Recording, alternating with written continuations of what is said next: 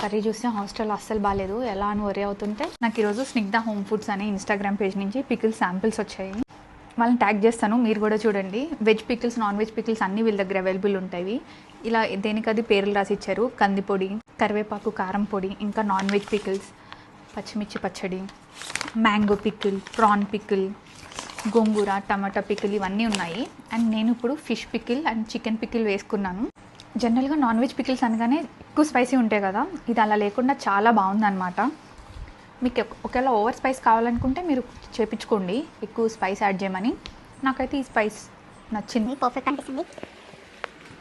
కందిపొడి, కారపొడి ఇవి కూడా ట్రై చేస్తాను బ్రేక్ఫాస్ట్లోకి. ఫిష్ పికిల్ టేస్ట్ చేస్తున్నాను నేను, చాలా బాగుంది. నా స్పైస్ టాలరెన్స్ చాలా తక్కువ ఉంటుంది.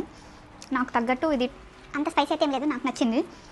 హౌస్ వైఫ్కి, వర్కింగ్ ఉమెన్స్కి అప్పటికప్పుడు చేసే టైం ఉండదు కదా ఒక్కొక్కసారి, అలాంటప్పుడు పికిల్స్ వేసుకొని మంచిగా తినొచ్చు. ఇప్పుడు మనందరి ఫేవరెట్ అనమాట చికెన్ పికిల్ ట్రై చేస్తున్నాను. ఇదైతే చాలా బాగుంది, చాలా బాగా నచ్చింది నాకు.